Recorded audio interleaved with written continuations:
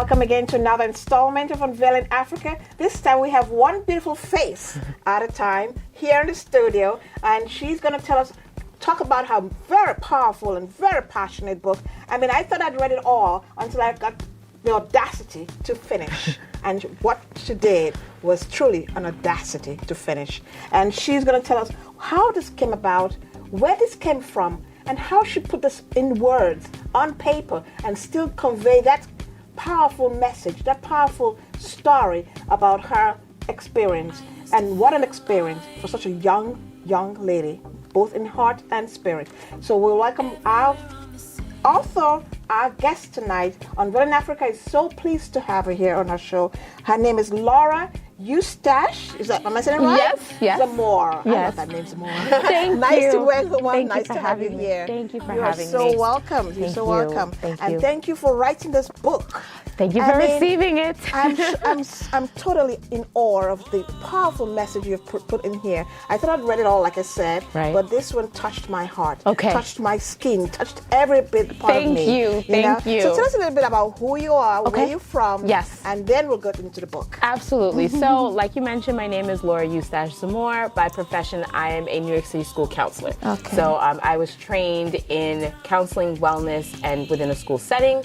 I have student affairs background, so I was a resident director at a private Jesuit university in New York City for a little while. Wow. But my background, my beginning plateau training was in journalism. So I graduated from Binghamton University with a degree in rhetoric and global culture. Wow. So I have an affinity for reading and for, human feature stories, seeing what the seed of intention behind people's lives and just putting those stories to paper.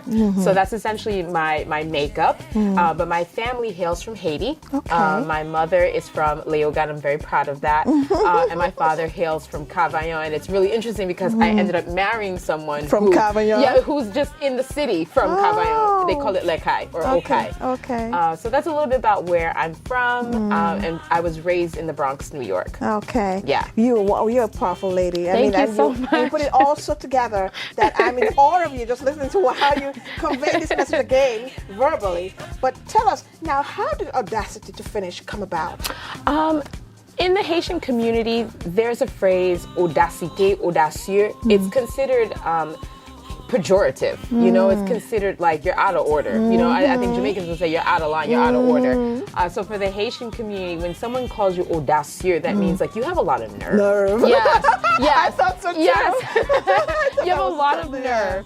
And so for me, what I had been through in reflection, I am now 32, and the crux of this book is really focusing on the journey between 21 and 25. Yes, I realized that, Laura, you have a lot of nerve to be continuously picking up, after stumbling block after stumbling block. And I think sometimes when people hear the word or the phrase stumbling block, you're thinking that you did something wrong. No. Exactly. Yeah. So for me, using that title, I always say that it came from my mom always saying to me, girl, you have a lot of nerve. Son fils audacieux, And I said, well, maybe that's true. Maybe that's part of my character, is that having that audacity, because I know that God had given me a mission, and he continues to remind me that every time you encounter one of these storms or these tribulations, whatever it is, you need to get back up and be about the business, because you're not done. That's it. That's right. That's that's really, really the message, actually. Yeah. That you cannot give up. Yes. Do not quit. Right. And you know what?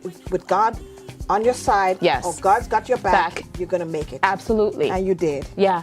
By His grace. Yes, amen. So I read, there's so much in here that I wanted to ask you about. Okay. And permit me if I'm not gonna give too much away so that people can actually get the books in their hands. Okay. and talk about this thing. But one of the things I found very fascinating and really resonated in my own life is the fact that people had stereotypes. Yes. Or stereotypical beliefs about Haitian. Yes, I correct. must confess, I was one of them. Okay. To a certain degree. Okay. Because I thought Haitians were very proud, arrogant, Yes. and full of themselves. But I don't blame them. That's what I say about Nigerians too. But why not? Because we're very well educated, well-intentioned people. Really. Yes. We don't really mean to cause any harm or problems. Right. We just want to be the best that we can be. Yes. And also, I was also very fascinated by the fact that people believe that you were all about the voodoo and all kind of stuff. Yes. I mean, I must say too, when I first came to this country, that's what I heard too. Right. That stay away from those Haitians. Right. They're going to put a curse on you, and you'll be a zombie for life. And I was like, oh my God, I'll never make friends with Haitians. You know what though? And you know, Christine, I'm really happy that you brought that up. And I think, as a young person, as a millennial, I think that we have such a profound history as Haitians. Yes, you do. And my problem is many of us who have that education, we're groomed with that, what I call fierté, that pride, that you said that. That resiliency to know what caused that revolution, what caused us to become our own first Black Republic. Yes. But what I found through my journey in school and what I talk about in the book is that there's a disconnection in the public space. Yes. So when we're at home, you know, we're feeling good, we're feeling proud, the music is playing, the beans are brewing, you know. But as soon as we get into the collective space, we kind of fall by the wayside, or we're afraid, or we become silent because of those stereotypes or those misunderstandings. Exactly. For me, how I rationalize Haitian culture, sometimes people will ask me, are you a voodooist, or do you practice this, or do you practice that? Yeah. For me, I would say that Haitians are natural born healers. And I know that if you are, you know, if you read the word, you know, you'll find that Levitical priests, right? They were, high priests were always within the Levitical line. Not not every single Levitical priest, right? Came out that way, but that's the line that they came from is what I'm trying to explain. I'm gathering my thought to say that. So that's to say every Haitian is born with the spirit of resiliency, is born with a healer spirit. But when you're living in a fallen world, I mean, you have choice. And so you can use the gifts that God gives you for good or for evil. And I think that what happens is when you compound that with poverty, and poverty meaning the you know, ill distribution of resources, people will do anything to get the basic resources they need, whether that be clothing, whether that be food, whatever the provisions are. And so I find that Haitians have fallen into that, you know, realm of that's all they're known for. Right. And so for me, writing the story and telling, you know, how rich my culture was and how happy I felt being Haitian, that's what it was about for me. You know, because I feel that a lot of young people, again, are lost with that. They don't connect with that aspect of their heritage. Right. You know, and every other nation does. And but that's why I really like your book, because you really, you know, sweep out the misconceptions about Haitians and Haiti, because it's one of the most powerful countries, Black countries in the world. And you people are afraid of that. helped America a lot to gain their independence too, the civilization. Yes, you know? absolutely. But nobody knows that. No, and nobody would ever say that. But only the negativity. Right. Because it happens to Nigeria too. A lot of people say things bad about Nigerians, but we have always been our brother's keepers. Right. We fought in Africa, within Africa, to support, you know, nationalism and freedom for the Blacks. Freedom, that's the key word. That's the key word. But one of the things I found very interesting, and some words I like to ask you, because I like the way you said the inner shine that every child is born with and should be given the opportunity to develop. To develop. Yes. What's that inner shine for you? Ooh, freedom to create. Freedom to create. And I think that when a person, and then the expression of that creation, like someone would ask me, how do I define myself? I always say that I am a creator, I'm a collaborator, and I'm a communicator.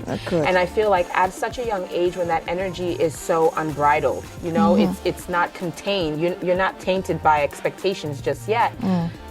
You want to just be yourself. Yes. And that inner shine, for me at least, when I was that age, going through the stage of bullying, as I talk about in the book, was just being free to communicate how I wanted to, and that came out as perfect English. Yes. You know, that came out as always writing a story. That also touched my heart, because I was also bullied, not totally bullied, but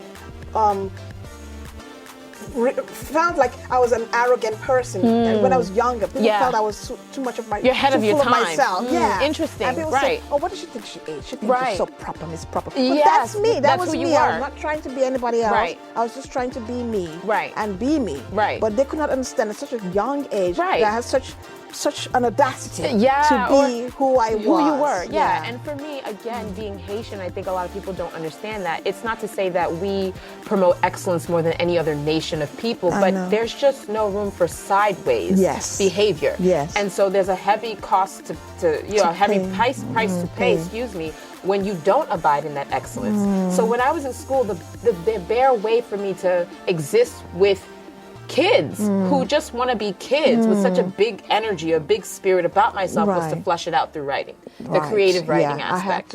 I saw that. Yeah, that's because the way. You were just being you, and you were just being doing the right thing. And you did all the right thing, and that brings me to the next question. Yes. That I know you questioned God, and at one point you felt like, where was God in all of this? Yes. You know? Yes. And I just want to say this before we even go in further, that God was always there. Yes. And God was watching and had your back. Yes. But He just wanted you to go through this pathways. Yes. Because He wanted to bring you out for a reason. Right. And this was one of the reasons. Because I know you're not done yet. No. You know? Well, so you must see that, and I'm glad you came back to realize that God was always with you. Right. And it was there for you. And you know what? I think, and I have to take into consideration, like, we are aware of mental health issues, and we are aware of disparities. And, you know, my heart is for young people, my heart is for students, and that's the realm that I work in. And I do notice that there are students who don't have that intrinsic support or that intrinsic sense of self. So for me, I know for myself that it was a transformative experience. And I know that I was permitted because my personal belief is that God is, as you mentioned, always with us. And if things that are what you consider harrowing or disturbing and we get through them, it's because it was for a transformative purpose. Precisely. You know, but I do caution, and I am aware that there are some students who may not see that. And so I think that's the reason why I was so transparent with the writing of the story, is because I needed students to see that just because God's hand is over your life does not mean it's going to be easy. Exactly. You have to just keep going. You just have to keep moving. You just have to keep your seat of belief. Yes. You know, and it may not always appear that way initially. It may not always. So at that point, and I really crave the way you said, you know, in all of this, my family stuck by me, especially your parents. Yes. You know, Yes. what a harrowing time for them. Yeah. You know, and never giving up on you. Right. They were always still encouraging. Absolutely. I just couldn't. That was so touching. I said, oh my Right. God, the beauty of a mother and a father who Right. truly love the child. And you know what? I think when people are asking me, like, who is the book for, I say that it's for parents as well. Yes. Just for what you're mentioning is that Yes. sometimes you'll see your student, you know, you've sent them off into this new bubbling experience in their life, and you see it, they're prospering and they're bringing in all these accolades. What happens when something of this type of magnitude happens? You know, are you going to sit and accuse your student? Or your child rather? Are you going to say you brought this on yourself? Exactly. What were you doing to wrong, elicit? yeah. Exactly, which is something that's very prevalent in our communities, Yes. Nigerians and Haitians alike, especially when you are within the faith abiding community. You're thinking that, well, you must have done something to provoke God's wrath. You know, there are a lot of judgmental responses. And for students and for families, I wanted to bring about that dialogue. You know, that dialogue of restoration. You know, a lot of Christians. Oh, that's well put. Dialogue of restoration. Yes, and that's really part of my movement, my seat of belief, is that when students go through these things and they fall off the wagon, like people would say, what is the response? Is it support? Is it judgment? Is it accusation? Is it abandonment? As a student, you're already feeling this sense of shame. You're already feeling this sense of guilt. So what can happen if families, you know, absent? Absent. So I really like it because you really touched on every aspect of human life, of human living. You know, talked about bullying, which is a big deal today. People committing suicide. I see you try to do that, but mother saved the day, and I'm glad that she was there for you. You know, and also you talked about you know, just overcoming, you know, hatred for being who you want to be. And also dealing with normal relationships, you know, like trying to get back into life again, and dealing with men and your soulmate. You talked about it. You touched on every aspect. I tried. So, and everyone can find a place in this book and can learn from it. Thank you. You know, this is a powerful book. Thank you so much. It's small, but great reading. Okay. Beautiful use of language, English language. I can see why they hate you, because I would hate you too if I didn't have good command of language. but also in a short little book, you wrote everything that a human being needs to survive. Thank you. And I think this would be like the next book to the Bible. You know? I dare to say that. I dare to say that. Thank you. You know. But I like the way it ends, and you said the Audacity To Finish was, first of all, going back to school, going back to conquer your fears. Yes. How was that? How did you feel walking into that room? Because not everyone can do what you did. I don't even know if I could do that. You know what? At that time, I will be completely transparent. I didn't think I could do it either. I didn't. I will tell you honestly, as a writer, I just kept writing things down. And after getting and discovering the passages as I decree in the book, I'm not giving it away to potential readers. Yeah, so that people can get something. Absolutely, like I picked up passages that fed my soul, and I know that not everyone will connect with that, but those who are searching for an anchor, that's what it did for me. It challenged me really to say, if I am a believer, if I do believe in God and I believe these things to be true, I have to test them. Yes. And sometimes as believers, we're waiting for things to happen to us instead of initiating. That's true. Because of fear. That's true. You know? That's true. So to answer your question, I was really scared. I was like, I'm 25 years old. I don't feel 25. I feel like I've been sleeping this entire time, and I'm about to do this by myself, you know? But when I step back on that campus, it's like a breath of fresh air. It's like I never left. It's like you said that. It was a pause. You said that. Yes, it felt like a pause, and I had been given the privilege, to press play. Yeah. At the right time. At the right time. Yeah. And so it was such a monumental experience for me. I remember coming off the Vestal Parkway, crying in the parking lot, like, wow, Lord, like, we're about to do this. Yes, we're here again. Yeah. So. And, another thing, again, I found fascinating about this book was the fact that you segued into your complete reaffirmation of yourself and recollection of yourself, and your spouse. Yes. I mean, that was a very interesting love relationship there. Yes. It was like a love story within this whole story. Yes. It was so powerful. Yes. I mean, you started off with depression and bullying. You started with bullying, then depression, then this. And may I ask you, till today, until this moment, I still do not believe in what you call spiritual attacks. And what can you explain that to us within the realm of, human right. Yeah. So essentially what can happen is, and I'm glad because I know that this is a question that has caused some type of dissension or commotion. And so essentially spiritual attack, whether you come from a root work community, meaning energy, okay? We're living in an environment, we're living in a world where we understand that you have your mental body, which is, the brain and your chemical waves. And I am not a doctor. I don't diagnose people or anything of that nature. You also have your physical body, which is how you take care of your body, how you function. And then you have your spiritual body. Yes. Okay? And what can happen is your spiritual body can be compromised. Now, I don't walk with a naturopath or a holistic practitioner. Maybe I should make them part of my tour. But in working with these type of practitioners, they're able to detect through a practice called kinesiology, and there are certain universities within the United States that offers that programming. And so through kinesiology, you are able to detect what area of the body is being affected. Wow. And so this is the reason why I also talk about this in the book, is because depression can be manifested as many different things. Right. And so you can have a student, a person, a man, a woman, a child who is exhibiting the manifestation of depression, meaning withdrawn, loss of appetite, blues, basic withdrawing themselves. But it is what I would like to call conscious experience. So in other words, the student, the person can tell you they feel a certain way. They may not know exactly why, but they can tell you where it started. They can give you a description as to when it began. For the spiritual attack, what can happen is energy can be placed on an individual. And I feel like coming from our African communities, our Afro-Caribbean heritage, I think it's a subject that is very much taboo within our community. We're afraid to talk about it. We're afraid to, again, going back to that healing space, you have an ability to heal people, you have an ability to hurt people. Yes. And within the Christian community, if you're looking at it from the Christian lens, you can understand that it's called spiritual possession. And I know that within our community as Christians, it's very ugly, and again, brings about that shame and that judgment, or you did something to open up your spiritual man, your spiritual body to be possessed, You were in the wrong place at the wrong time. I was not. I was a student. I know you were doing the right thing, everything right by God. Even, right, and here's the thing, you know, some people on college campuses, they don't do the right thing. Maybe they've made a mistake. Right. You know, maybe they were in the wrong place at the wrong time. But that doesn't merit them to experience something of what I went through. You know, so having that dialogue and explaining that that's what a spiritual attack encompasses.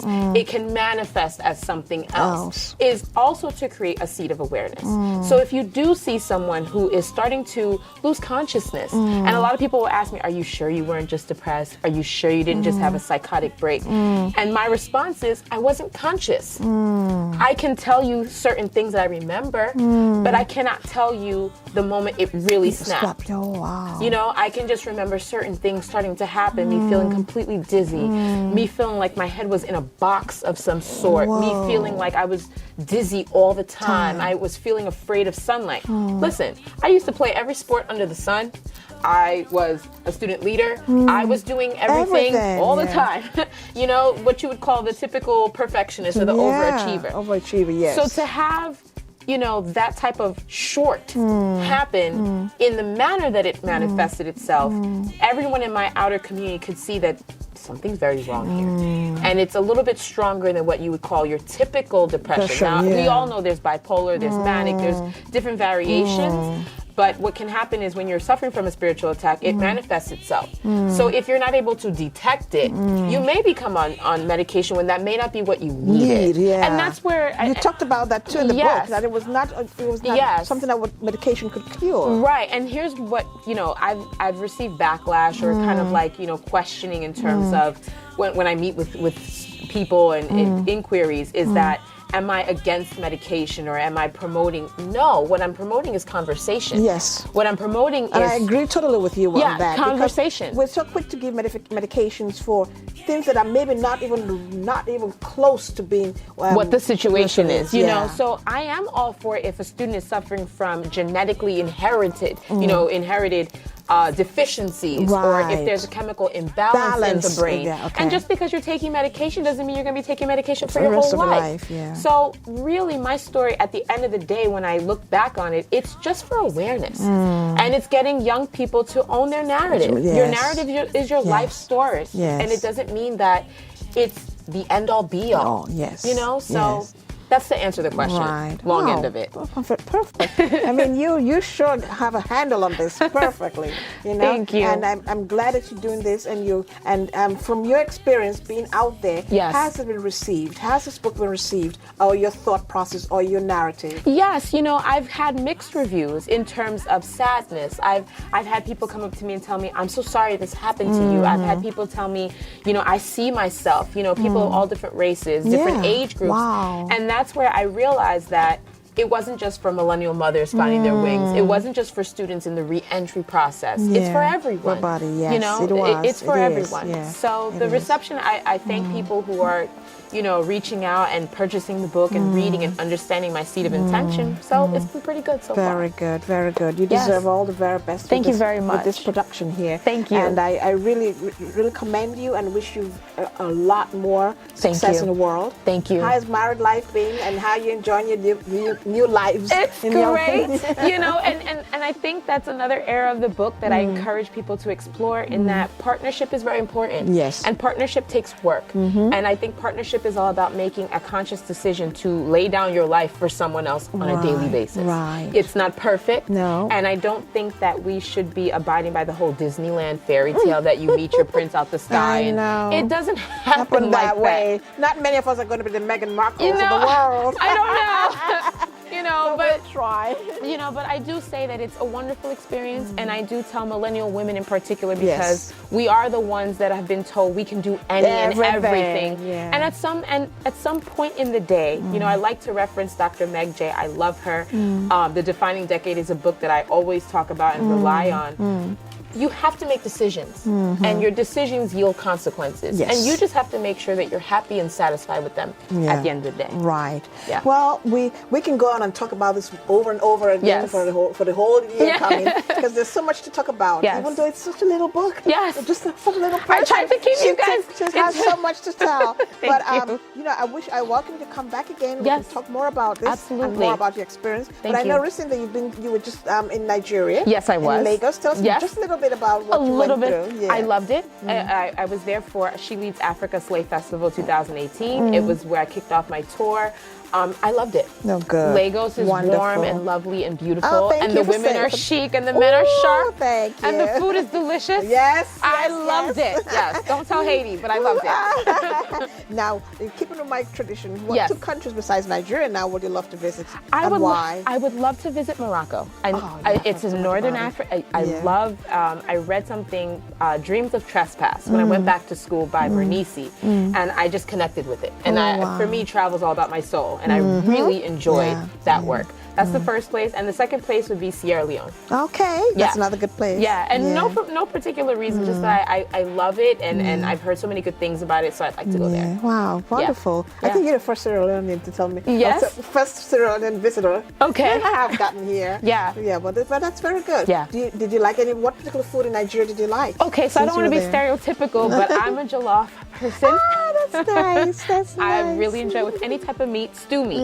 Stew meat is the best meat. Oh, wow. You must have had fun. I had a great time. And I can't wait to go back. So, thank you so much. I always call you Zamor. Yes. Or Laura. Yes. Because I love that name. It is fine. But tell me this. What legacy do you want to leave behind with this book or with your life in general? That's a wonderful question. I think I would like to leave a legacy that I was a creator, I was a communicator, and I was a teacher. I think I used my life's pain and my life's experience to heal and to restore and to teach. I'm not a quitter. Not a quitter. I'll take that. Well, thank you so much for coming here. Thank you for having me. Do you want to share your social media handles with our viewers so they can reach you to get this book? Yes. I encourage you all to do so. Thank you. You can find the book on Amazon.com, christianbook.com. And as far as reaching me, you can reach me at Mrs. Zamor, MRS_Zamor, ZAMOR. And for my counseling and consultation firm, which I will be launching soon, you can find that at LHP LLC 2018. LLC 2018. Yes, ma'am. Okay. Congratulations again. Thank you so much for having me. And doing well. Thank you. Doing great. Not just well. Thank you. We wish you and encourage you all to get hold of this book. I'm telling you, I know I was recommending these books to you, but but this one in particular touched me, did something to me. I think reincarnated me. Thank you. But besides that, I think it touches every one of us, and you will find out why. But I also encourage my viewers, because of you, that we continue to bring the very best of Africa, of black people around the world, people who are Africans, just by being in love of the continent. You heard Laura say here now she was in Lagos, Nigeria, and she had a wonderful time. We encourage you to come visit, to come watch my show, and we'll travel around the continent and learn to get to know more about Africa. Africa is not a dark continent that it was once we were told about. This is a brisk, growing continent, and we'll encourage you and welcome you to visit us. Thank you for watching me. I'm your host again, Christine Daka McHarry of Unveiling Africa. Visit my new website, unveilingourafrica.com, and we will share more, and you tell me more of what you want to see, and we'll bring it to you. Once again, I thank you for coming. Thank you. Thank you for having me. Welcome. Thank you. Thank you. Goodbye, and see you next time. Love you. Peace. That was really good. Thank you. I'm so proud of you. Thank you so much. I love what you do. Thank you so much. And keep in touch. Do yes, not be absolutely. A stranger. No, I will not. Share. Thank you. Thank you. Thank you so much. You're welcome. It was such an honor. Thank you.